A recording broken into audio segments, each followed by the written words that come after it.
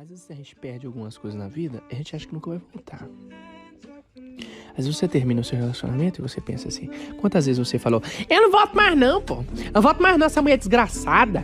Você é uma safada sem vergonha, não volto mais, quero nem ver pintada de ouro. Não, não quero. Uma semana depois, tá lá você todo apaixonado, louco de amor, carente de paixão, e você não sabe viver sem ela.